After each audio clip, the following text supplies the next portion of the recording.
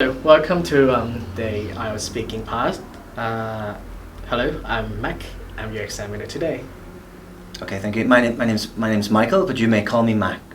Okay, Mike. Nice to meet you. No problem. Okay, we will start on the part one. I'm gonna ask you something in short about the neighbor, the people who lives in next door.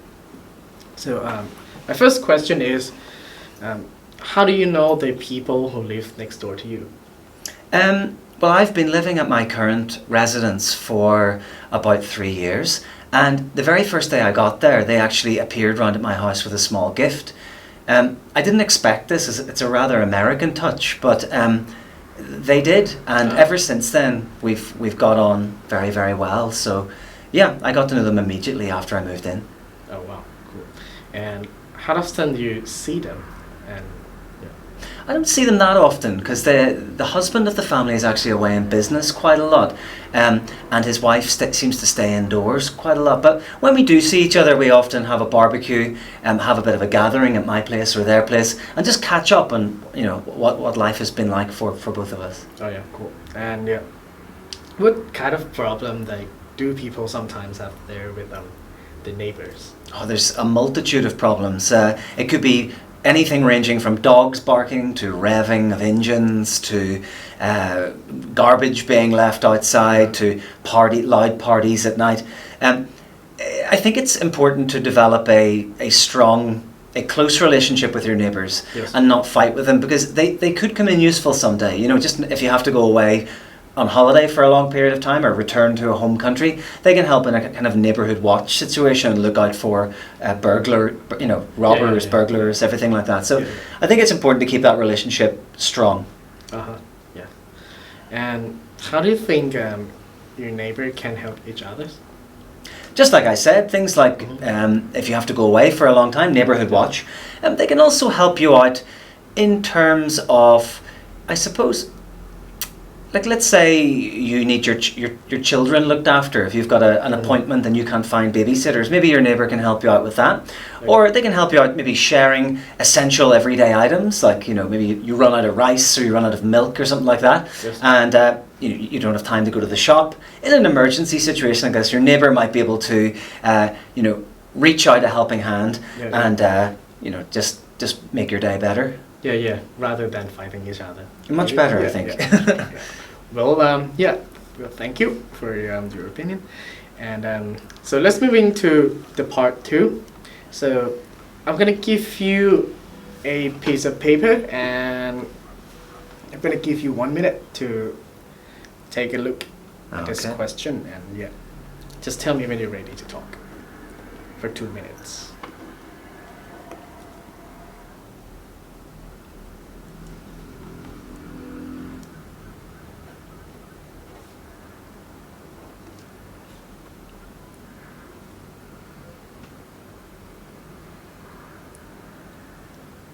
Okay, I'm ready. A bit early, but I'm ready. Okay. Is that okay? Can I do that? Oh, sure, yeah. Cool. Okay, no problem.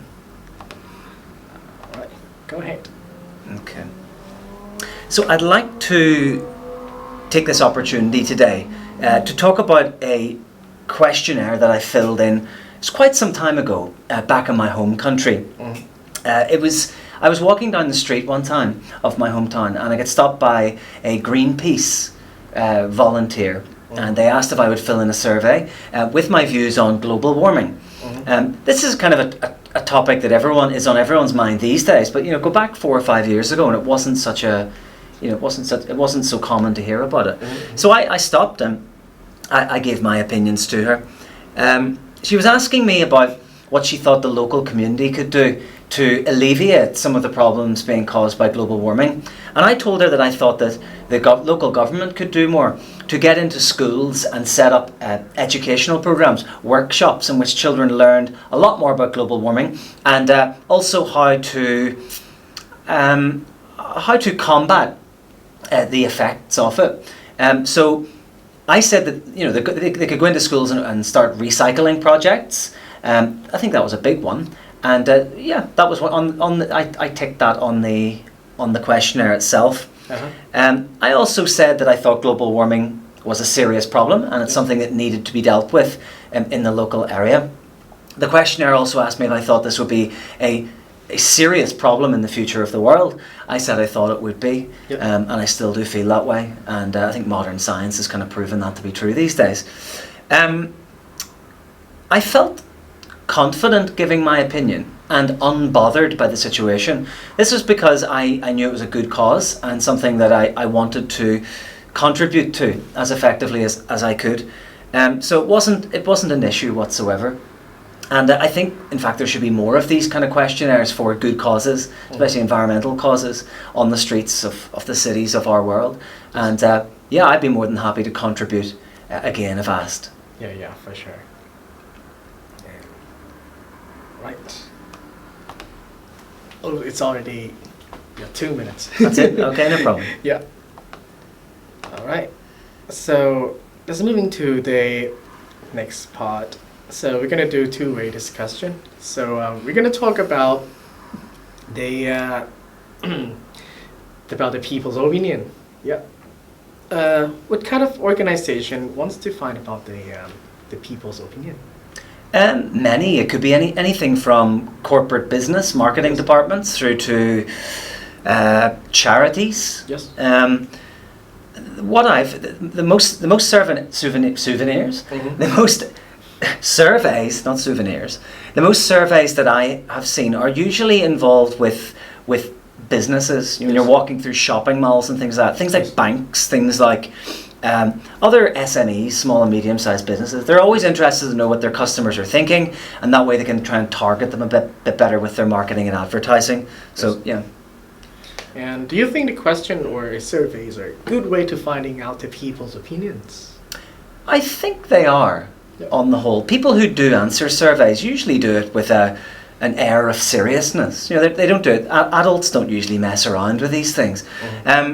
Of course, if you do it with children, they may not take it quite so seriously. But any adult who's in the working world or perhaps owns their own business knows the value in terms of marketing of getting of this information. So I think most people take it quite seriously. Yep. And it's a good way to find out what people think, for sure. And what about some reason that the people might have or not wanting to give the opinions when they've got the questionnaire? Sometimes people feel a little bit not intimidated, but people feel a little bit uneasy if they're kind of strolling in a relaxed way around their local shopping mall, and then they're kind of attacked by someone wearing a yellow reflective jacket or whatever. This can feel a little bit intimidating for many, and many people get a little bit spooked by it, a little bit shocked, and they might just kind of immediately say, no, I'm not doing that. So it could be the shock factor, or it could also be a time factor.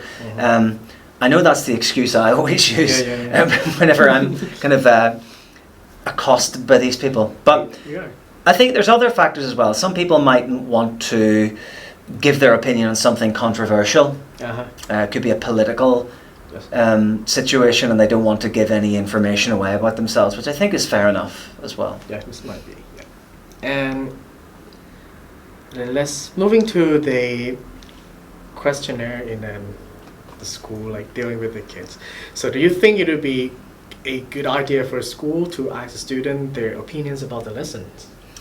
I think it has value, but it has a limited value. It has value in terms of it's good to get feedback from the kids about certain aspects of the lesson, but I do feel that kids can sometimes be a little. They're driven by emotion a little bit. Yes. Maybe the teacher told them off for not finishing a homework the week before, and then the feedback they give about that teacher might be entirely negative as a result. Yes. But definitely it's good for finding out if there are problems in the classroom, because not all teachers are, in my experience anyway, not all teachers are 100% prepared. There could be underlying problems that need to be addressed, and getting that first-hand information from students is a good way to do that. Yes, yeah. And what would the advantages for the school be if they ask the students their opinions? Well, it gives schools the chance to, as I say, root out any problems in the teaching team that there might be.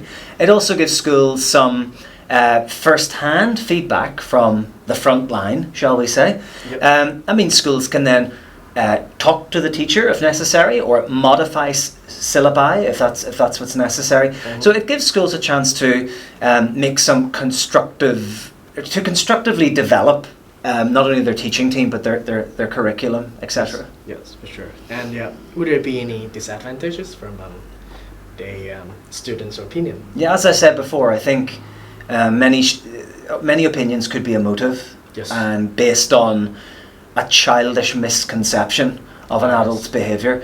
As we all know, most teachers are, objective, and they're not doing things to annoy the kids. But kids often misread this, and that's just their age. So I think there could be some unnecessarily caustic feedback from students, which might land some teachers in trouble who don't really deserve to be so. Yep, that might be. Thank you for the discussion. Yep. Thank you. Yeah. Hope you enjoyed today. Have a good one. Thank you. Bye-bye.